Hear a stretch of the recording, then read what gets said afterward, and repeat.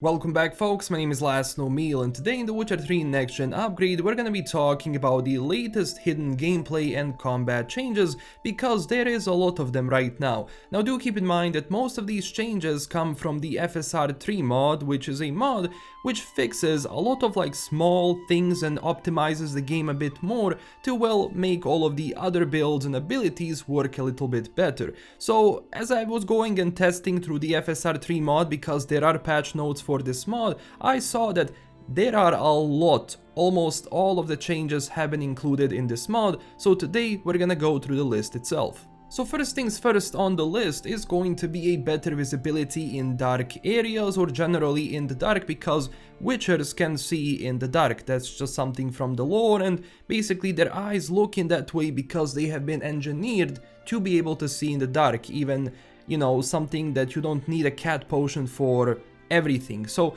this is something people have been noticing, that right now the brightness itself has been increased during the night, which does make sense because this is one of the features from this patch. Another big change is that abilities now only go up to 3 and not 5 like in the vanilla game. This is also coming from FSR 3, and this is done in a way that it basically gives you more breathing room to just invest in more skills and just mix around with different builds and so on. So this is actually very useful, and no, it does not nerf your character, trust me. And also higher distance needed for fall damage has been applied, so right now if you jump from a higher obstacle, Geralt is not going to die straight away, and basically the damage you receive is going to be lowered. So you don't have to worry about jumping around and thinking you're going to die because of it. Now do keep in mind, there's still some bugs where sometimes the actual height distance is not calculated correctly, so it has some problems, but generally, you should be able to jump now normally and not die straight away.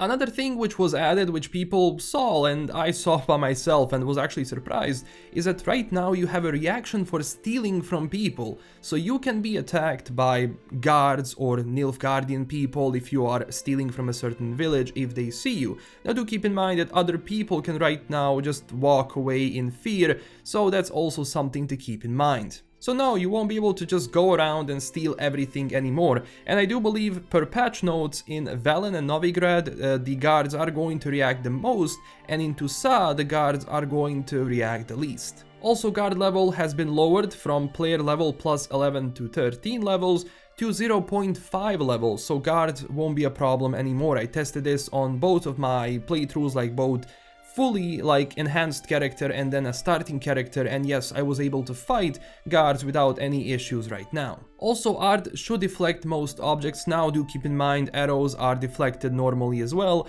For some you need a skill, for some you don't, but I was able to deflect it normally just like in vanilla game.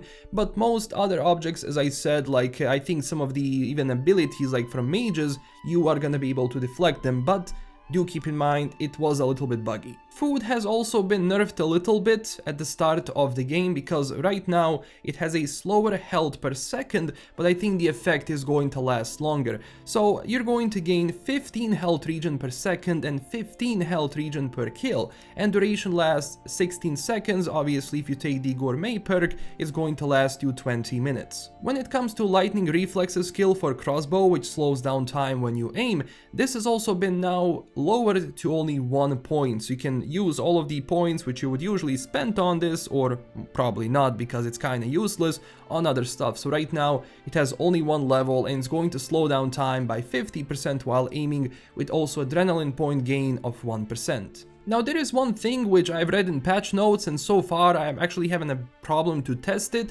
So signs buffed by Flood of Anger skill cause enemy explosive dismemberment on kill, which means this ability, when you cast a sign, it's going to spend up all 3 adrenaline points if you have them, and it's going to upgrade your sign to the highest level, including all bonuses, and increase, sign intensity by 30%.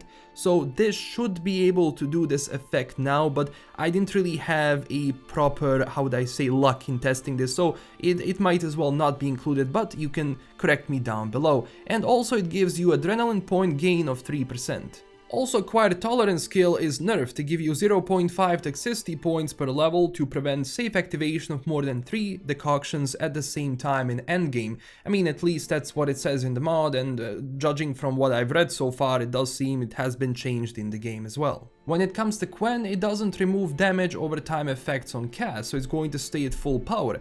Instead, it protects the player while dots consume the shield. Do keep in mind that resistance on armor should matter more now, so keep using it. Also, when it comes to Quen alternative active shield, now healing is reduced from 100% damage to 0.1 damage spell power, which counters a previous overpowered build which would replenish your entire health almost and basically make you invincible. When it comes to toxicity, it has seen some change that people have been reporting, so toxicity overdose damage threshold was lowered from 75 to 50. So now, as you can see on the screen, as soon as my toxicity level returned to 50% or lower, my health stopped taking damage from it. Supercharged glyphs also do more damage when your character or well enemy is standing in the Aard sign, but I still think this is kinda useless because it's still kinda weak. Now when it comes to glyph forts, there has been some changes that we have to go through.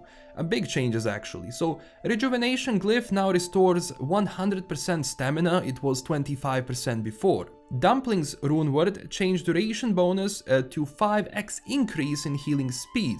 With this buff, food is brought back to the same healing speed as in vanilla game, while also having significantly increased effect duration. Elation now gives back 1 adrenaline point on fatal blows, it was 0.1 to 0.25 before. Prolongation means that now unblocked blows increase potion duration by 1 second. Also, Ignition Glyph now gives Igni a 100% chance to ignite other enemies within a 2-yard radius. Chance was previously 25%, so this is a huge increase. Rotation Glyph forts now make Igni strike in 360 radius, but do keep in mind, it removed doesn't include burning trade-off, so this means now everyone around you is going to start burning when you use this. Eruption Glyph Force should now deal explosion with the same damage as Rot Fiend, it was actually a lot less before, but testing this was a bit problematic and it didn't work all the time. Depletion now also means when casting Aard, it depletes entire energy stamina from the enemy.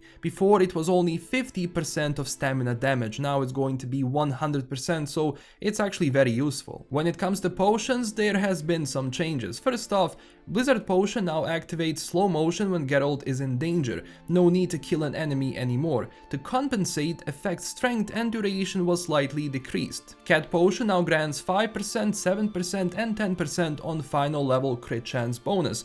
It's actually a nice bonus because it makes Cat Potion more useful when you drink it. Kataka Decoction increases critical hit chance by 10%, it was actually 5% before. Lash and Decoction reflects 10% of damage dealt by enemy, it was 2% before. Gravehag's Decoction increases vitality regeneration by 10 per enemy slain, up to 5. And also Reliever's Decoction blocks Spectre's special abilities like ethereal forms and teleport, so use this right now. So these were the hidden gameplay and combat changes, at least some of them which I have noticed and read from the patch notes. Do keep in mind there is a lot more that I'm going to either discover or people are going to discover, and we're going to talk about them further on. If you enjoyed this video, don't forget to smash that like and subscribe button for more. Also don't forget to check us out on Twitter and Discord. And also huge thanks to my current Patreon supporters. If you want to support the channel in an extra way, you can go through Patreon or join directly on YouTube. This is LKM signing out, stay classy everyone, and